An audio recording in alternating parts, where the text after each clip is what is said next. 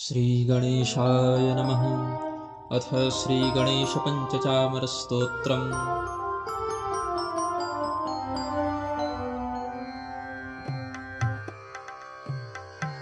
ललाटपट्टलुण्ठितामलेन्दुरोचिरुद्भटे वृतातिवर्चरस्वरोत्सरत्किरीटतेजसि फटाफटत्फटत्स्फुरत् फणाभयेन भोगिनां शिवाङ्कतः शिवाङ्कमाश्रयच्छिशौरतिर्मम।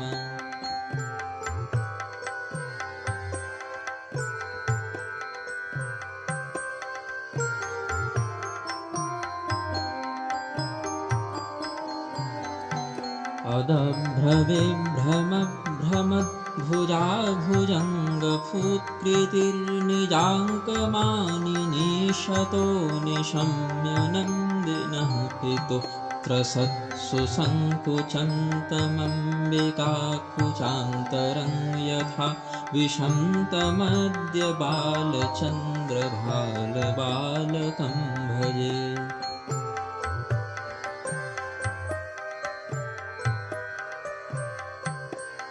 विनादिनन्दिने सविभ्रमं पराभ्रमन्मुख स्वमातृवेणीमागतांस्तनं निरीक्ष्य सम्भ्रमात् भुजङ्गशङ्कया परेत्यपित्रमङ्कमागतं ततोऽपि शेषफुत्कृतैः कृतातिचित्कृतं नुमः।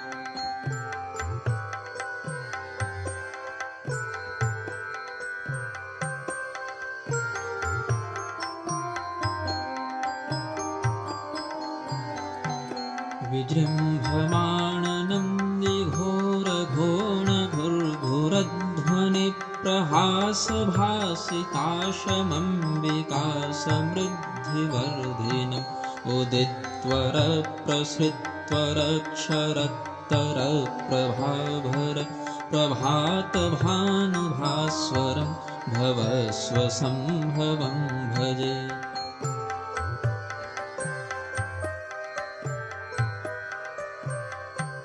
अलङ्गृहीतचामरामरीजनातिबीजन प्रवातलोलितालकं नवेन्दुभालबालकं विलोलदुल्ललल्ललामशुण्डदण्डमण्डितं सतुण्डमुण्डमालिवक्रतुण्डमीड्यमाश्रये।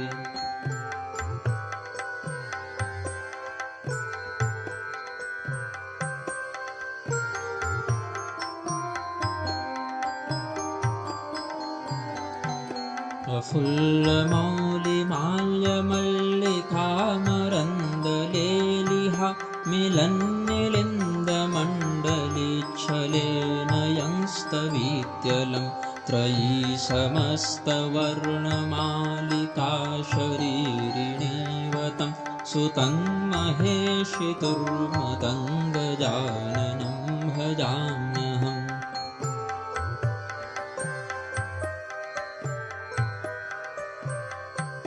प्रचण्डविघ्नखण्डनैः प्रबोधने सदोद्धुरः समर्थिसिद्धिसाधना विधानबन्धुरः सबन्धुरस्तु मे विभूतये विभूतिपाण्डुरः पुरःसरः सुरावलेर्मुखानुकारिसिन्धुरः।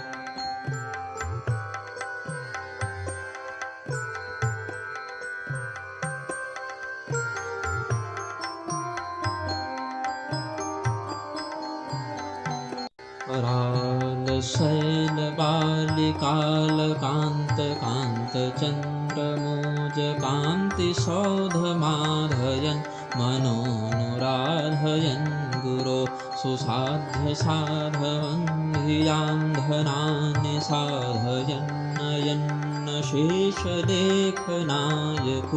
विनायको मुदेस्तु नः।